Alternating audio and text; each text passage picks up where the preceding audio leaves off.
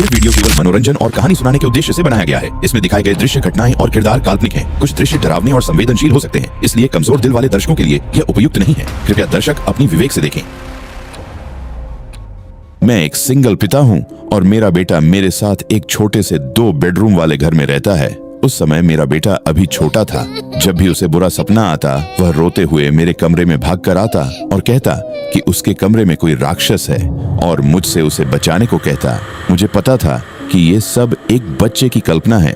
मैं अपने बेटे की ऐसी अवास्तविक बातों का आदी हो चुका था। लेकिन एक रात जब मेरा बेटा डर कर मेरे बिस्तर पर आया तो वह पहले से कहीं ज्यादा डरा हुआ लग रहा था। उसने कहा कि उसने अपने कमरे में एक बहुत ही डरावना आदमी देखा है। उसके चेहरे को देखकर मैं भी थोड़ा डर गया और सतर्क हो गया। मैंने उसे कभी इतना डरा हुआ नहीं देखा था। फिर भी मैं उसे उसके कमरे में लेकर गया। हर जगह देखा, लेकिन कोई नहीं मिला।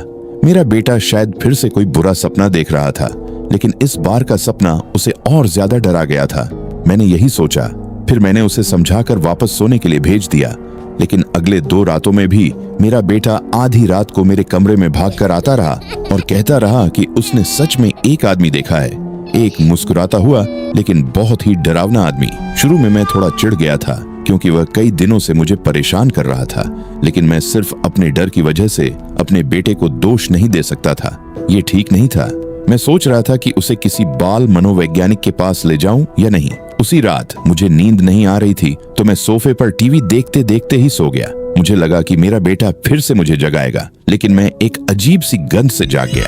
नाक से खून आने जैसी गंध। जब मैं उठा तो कमरे में एक रासायनिक सी गंध थी।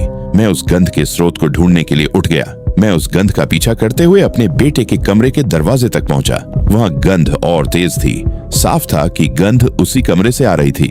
मैंने धीरे से दरवाजा खोला और जो देखा वह अविश्वसनीय था।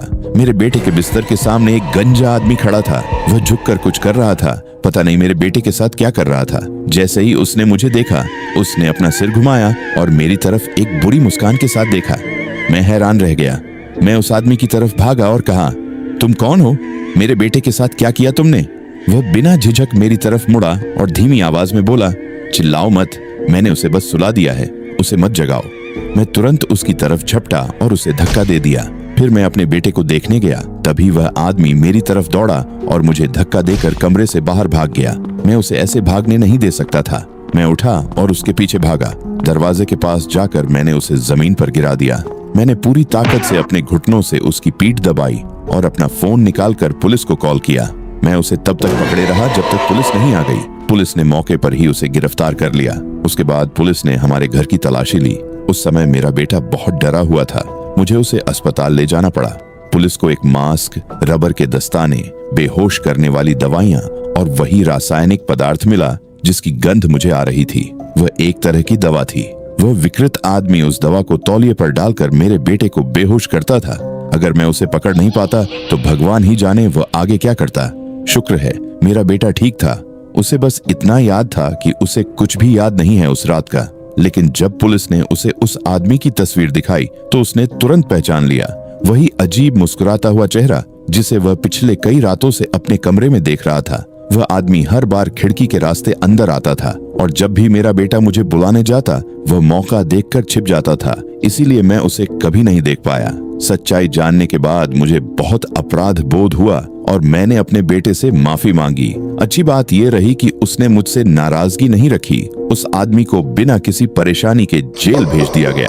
लेकिन आज भी जब मैं उसके उस घिनौनी मुस्कान को याद करता हूँ और ये सोचता हूँ कि वह कई रातों तक मेरे बेटे के कमरे में आता रहा, कुछ गलत और खतरनाक करने की योजना बनाता रहा, तो मुझे आज भी डर और पछतावा महसूस होता है।